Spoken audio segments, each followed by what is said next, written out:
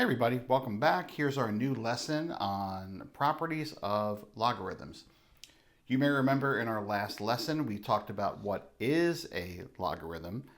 So if we had log base 2 of 8, that logarithm is the exponent that takes our base of 2 and brings it to 8. And of course we know that that is 3, right? Because 2 to the third is 8. And kind of knowing that, I'm going to show you some basic properties, and some of them are a little more complicated than others, but you'll have plenty of time to practice with these and put them to good use. So I'm just going to throw them out there. If you need to watch the video, pause it, replay it, please feel free. A lot of these are basic, and like I said, some are a little more advanced, but with enough practice you can do just fine. So the first two properties are based on what we just talked about, which is that the log base b of 1 is 0. So really any legal base for b, log base b of 1, the output, the answer will be 0. Because b to the 0, any number to the 0, essentially, is 1. And similarly, log base b of b is 1, because b to the 1 is itself, right? So these properties here are just mirroring that b to the 0 is 1 and b to the 1 is b, provided that b is a legal base, right? It's greater than 0 and it's not equal to 1. And that basically works out very easily when you look at this first example. Evaluate each of the following using the properties of logarithms. So if I have log base 8 of 1, we should know right away that that's 0. And for part B, log base 5 of 5 should be 1, right? Because 5 to the 1 is 5. This brings into play what I think is a very convenient and excellent rule for kind of canceling logs and exponents. Whenever you have an exponential and a logarithmic function composed inside of each other, they're going to cancel out. And what does that look like in practice? This property here tells us what that looks like. So if I have b raised to the log base b of x, then what happens is those logs and exponents will essentially cancel and leave you with x. Or log base b of b to the x will essentially cancel and leave you with x. Why is that? Well, let's look at, I think the easier one to explain is log base 3 of 3 squared, right? Log base b of b to the x. If I were to ask you, what do I raise 3 to get 3 squared, what would you say? Well, I think you would say 2. So effectively, the answer is just the exponent. And as a kind of shortcut, although it is true mathematically, the log base 3 will always cancel the exponential of base 3, provided that the exponential is inside of the log, right? Which normally is what happens. And it also works in reverse. If I have 3 raised to the log base 3 of 2, they will also cancel and leave you with 2. Now I could probably give you a better example to show you why that works. If I have 4 raised to the log base 4 of 16, we could work this out kind of the long way, right? What is log base 4 of 16? That's 2. And what is 4 to the 2? It's 16. It's as if the 4 and the log base 4 just canceled out in the first place. Now you can't prove something by showing you one example. I'm just trying to give you some kind of space to kind of rationalize it and figure it out. Essentially, like I said before, if you remember that whenever a log and an exponential of the same base are composed, then those functions will cancel out and your answer will just be whatever is the argument. So let's see in example 2, these become actually very easy examples to calculate. Because here we have an example A, 4 raised to the log base 4 of 9. Boom, boom, 9. Part B, the log base 3 of 3 to the 5th. Cancel, 5. 8 raised to the log base 8 of x. Cancel. X. Log base 2 of 2 to the x. Cancel, cancel. X. Okay, so just some kind of basic, early properties of logs. We've learned the basically 2 identity properties and 1 composition property. Here it says use composition of functions to prove that f of x and g of x are inverses of each other. This fits in very nicely with this property we've just done. We have 3, go backwards here. Let's do f of g of x. What are we supposed to get when we compose f of g of x? We're supposed to get x. I'll put a question mark. And similarly for g of f of x. If we get x both directions, then we know that they're inverses of each other. So let's take f of g of x. I'm going to put it down here. That is 3 raised to the log base 3 of x. Well, wouldn't you know it? They cancel out, and we're left with x. F of g of x is indeed x. If I do g of f of x, we'll get log base 3 of 3 to the x. And as we just learned, those will cancel. And again, g of f of x is x. So we have f of g of x equals g of f of x, which is x. Thus, f and g are inverses. Excellent.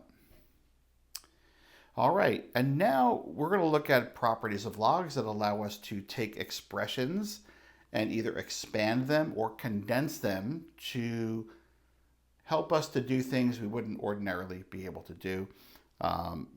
So right now, let's just take a look at kind of 3 important properties of logs that you should know. First property is called the product property of logarithms. And it says, essentially, if you're taking the log of a product, log base b of m times n, then you can separate that log into 2 separate logs connected by addition. So essentially, products of logs, the log of a product equals the sum of the 2 logs that are being connected. So applying that here to example 4, I have the log base 3 of 7x. Well, that's 7 times x. These are the 2 factors. So I would write log base 3 of the first factor plus log base 3 of the second factor. It's pretty much that simple. Later on, we're going to take these and go backwards. You're going to be given this expression, and you'll have to go back and write it as the condensed form, which is what we were given in the first place. Example B, 4b, we have log base 4 of 64xy. So we have 3 factors here, log base 4 of 64 plus log base 4 of x plus log base 4 of y. And don't we know log base 4 of 64? Isn't that 3 plus log base 4 of x plus log base 4 of y? Final answer, simplified and everything. It's expanded, and there we go. Sometimes expanding will help us to simplify an expression or to calculate a value in a more reasonable way.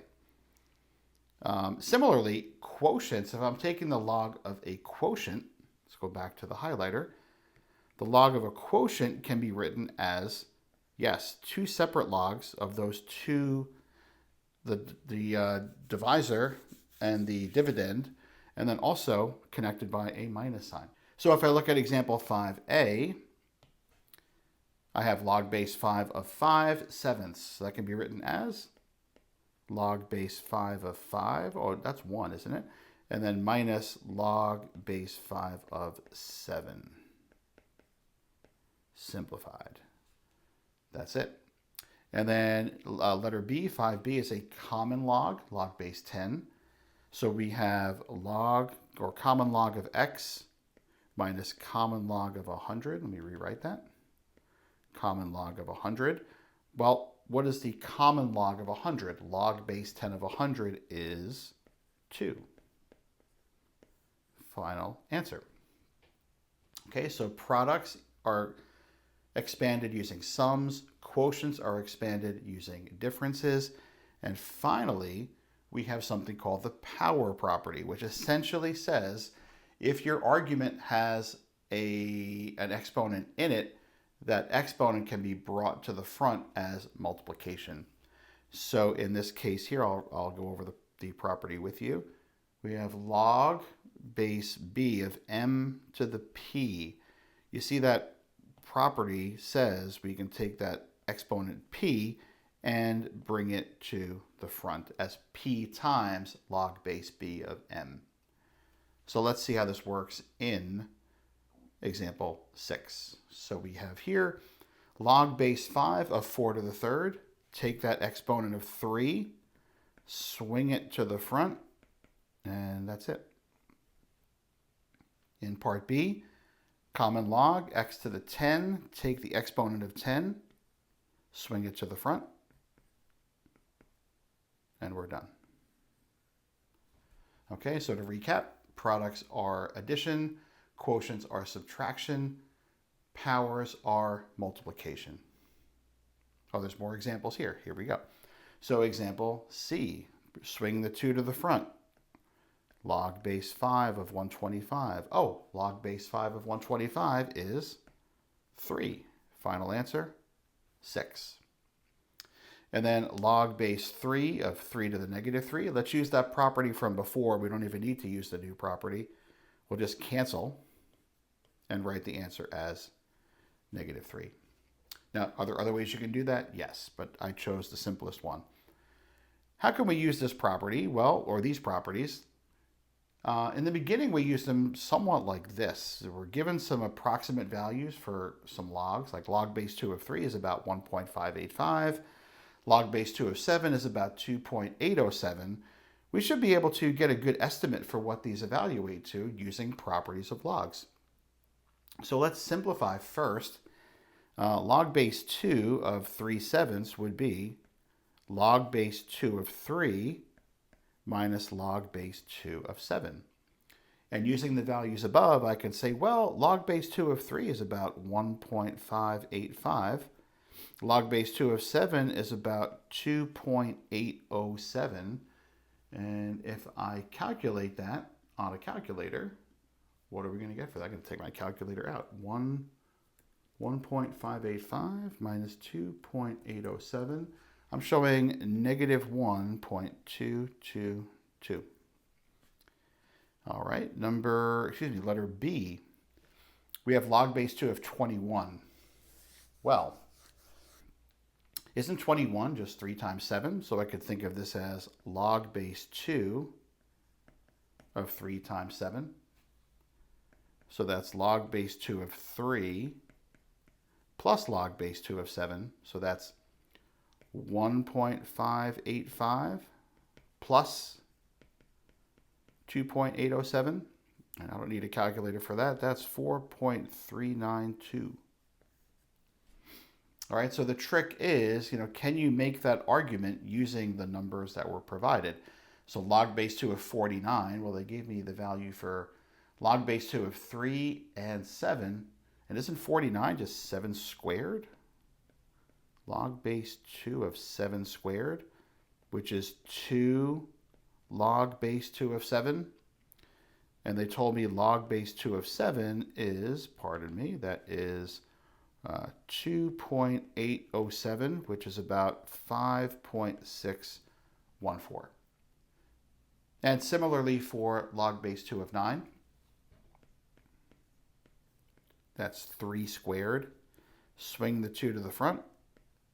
And we know log base 2 of 3 is 1.585 from the given information, and that's 3.170. Okay, so we've just learned how to expand these log expressions, and we summarize these properties in the table below. If you want to study from that, you can have that at your fingertips, so you can have it in one place. Now, the one thing we didn't really focus on was, although we talked about regular logs, log base 2, log base 7, log base 10. These properties also apply for the natural log and the natural exponential function.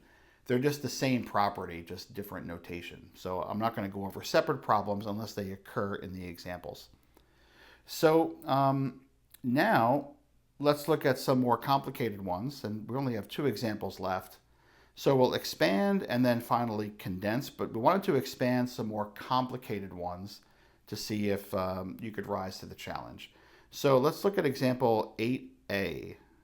All right, so we have here the log base 4 of 3 different factors. So log base 4 of 2 plus log base 4 of x to the third plus log base 4 of y squared. Now we split that into 3 different addends, but now keep in mind the 2 of the last 3 terms have exponents in them. So I'm going to say log base 4 of 2, which I think is a half, right? 4 to the 1/2 is 2, plus 3 log base 4 of x plus 4 log base 4 of y. So I'm just going to copy those down, and we'll have fully expanded this log expression, like so. And then the last one, 8b, is log base 2 of this kind of complicated expression. We just have to think of this as something to the 1/4 power. So now it fits into that mold of, oh, it's something raised to a power. So the power can be brought to the front. And I'm going to keep that expression. And now, if I keep the 1/4 outside, now I have a difference. This is a quotient now. This expression here is a quotient. So it's going to be split up into 2 parts. This gets a little bit tricky. This is the hardest one. So since we're going to have 2 separate terms, I need like a bracket or parentheses. And I'm going to say log base 2 of the numerator minus log base 2 of the entire denominator. And why does that matter? Because the part that's being subtracted is itself going to be broken into 3 separate terms. And I need to subtract all of those. So each one of those terms will get a minus sign behind it, or in front of it, I guess. So I have 1/4. I'm going to use the exponent property and say 3 log base 2 of x minus, I need parentheses here, it's a little messy, log base 2 of 3 plus log base 2 of y squared plus log base 2 of z. Now, when you do enough of these, you'll come up with your own shortcuts. I need to teach you properly the first time. You'll probably devise your own way of doing these a little bit quicker. But I'm going to write 2 more steps here, I think. We have 1/4, 3 log 2 of x minus log base 2 of 3 plus, bring that exponent to the front, 2 log base 2 of y. Oh, excuse me, that's a minus. I distributed that minus sign, or I should have. That should be minus. Oh boy. Minus 2 log base 2 of y minus log base 2 of z. And I'm not going to distribute that 1/4. You can if you want. This is fine the way it is. And that is a final answer. What essentially happens is any term that belongs to a denominator, let me erase this here. It's not letting me do it. Any term that belongs to the denominator, the 3, the y squared, and the z, are all going to just have minus signs in front of them because they're in the denominator. They're all being divided. Okay, so you'll figure out your own way of working this out. But we have one more example, and that is what happens when you have to take something that's already expanded and you want to condense it and bring it down to one particular expression. Let's take a look. So remember, when we had a product inside of a log, we wrote it as addition. So when I'm going to condense, I'm going to take two terms that are being added and write them as multiplication. I'm going to take things that are being subtracted and think of them as division. So when I do that here, I would have log base 4. Now the 3 and the x are being multiplied, and they are then being divided by y. So that's going to be sufficient for that answer. And I can only do this because they're all log base 4, which I don't think there'll be any trick questions where they're actually different, but it is something you should keep an eye out for. And you can only combine these terms if there's no constant in front. So if you see a constant in front, like a 2 log base 4 of 3, you'd have to bring that 2 up first. And I think that happens in the next example. So let's take a look at that. In part B, yes, we have 2 log base 3 of x. So we're kind of going to just get these as kind of clean basic logs before we condense them. So I will rewrite log base 2 log base 3 of x as log base 3 of x squared. When I condense, I bring the exponents or the multiples in as an exponent. Plus log base 3, bring that 4 up to the top. X plus 1 to the 4. And now that I'm adding 2 logs, I will write them as multiplication. Like so. Do I need a bracket? I'm going to put a bracket to seal that off. But that's basically what we're doing here. Expanding, condensing, applying properties of logs. That is the lesson.